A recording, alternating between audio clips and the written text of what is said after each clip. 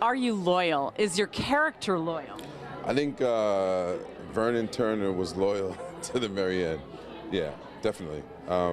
You know, the way I played it, to me, the character was the moral compass of the show. Although some people think he's a bad guy, always being duplicitous, but for me.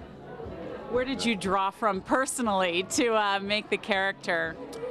You know, the idea, you know, actually, you know, this is my company sign, Iconic 32, right? My business partner's over there. So as an entrepreneur, as a man who's built a company with another man, you know, there's a certain amount of realness that, for me, that's what it was about. Like bringing the idea that these are people that are building a company together. You know what I mean? They've come up from the streets together. They've gone through all the tough times together, and that plus people that I know in the music business. I mean, I grew up with people like Damon Dash, who helped build Rockefeller Records, and Russell Simmons. Watched him do that. I mean, we were right on 21st Street. I remember hanging around in the Village as a kid, seeing the first Def Jam jackets, seeing cats that were helping to build that brand. So, coming up in New York, it was just reflecting and drawing on those references. So, what did you expect the success of Empire? I mean, it's really like made TV history. It has. I mean, it's definitely, I think social media is amazing in terms of allowing the world to connect with what matters to them, right? And so, for me, this was very reminiscent of something I did on Fox 20 years ago, New York Undercover. We didn't have social media then. I've said this a million times, but the elements of the show that make it connect with people in a significant way. The music, the urban tales, people seeing themselves, real life topical issues, you know. This show deals with, obviously, homophobia, deals with bipolar disorder, deals with people who are formerly incarcerated. So those same kind of elements, and so yeah, for me it was a bit of deja vu.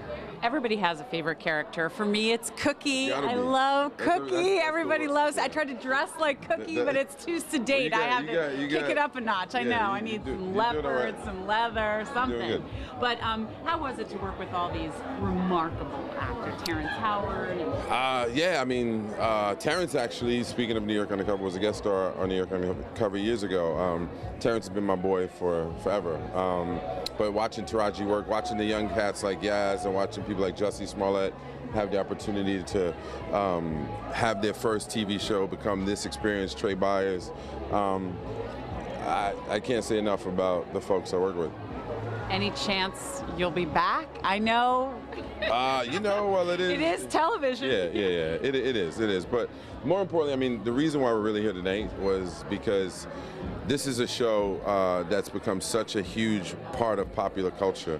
So there's a show and there's the energy around the show that's been created, right? Because people feel like ownership, like that's my girl, Cookie's my girl, these are my stories that I'm telling. And so the reason why we did this night tonight with Iconic 32, which is my company, and what we do is we drive cultural movements for social good, pop culture movements for social good. So using a show like this, having opportunity to raise awareness, like Cookie is a formerly incarcerated woman. There are two women standing right behind me that run. Should we meet them? Come here. Should meet them. Come on over. Hi. This is the reason we're here. These two women right here. Uh-huh.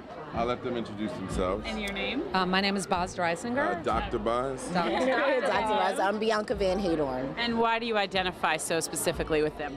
Well, I'm a huge fan personally of the show. I'm like one of the biggest fans ever. But also the character of Cookie, who is a formerly incarcerated person and is really building her empire and coming back and taking what's hers. And we really try to do that with the Prison to College Pipeline program that we run, help our students take back what's theirs through education, through higher education. So a positive role model on network television for people that are struggling? Absolutely. I mean, it's what it is about building empires, and we believe in building empires through education. That's great. And that's why we're here, and that's what Iconic 32 is about. So as you can see, these are real women. I say Dr. Boss because this is a PhD. This is a professor who put together a program to go into prisons and give those people an opportunity, give those human beings an opportunity to be the best human being that they can be. And so that's what Iconic 32 is about. That's what Empire is about. I think it represents that, and I think that anytime you can align a greater purpose to the entertainment, then you have a greater product. and a great experience. And so tonight we raised some money for these women. I mean, they get foundation help, they get help from other donors, and we said we can use pop culture to drive social good, and folks can go to iconic32.com and find out as much as they want. All right, that sounds good. Malik Yoba, thank you so much, and thank you so much, ladies, and congratulations on the success of the show. That's great.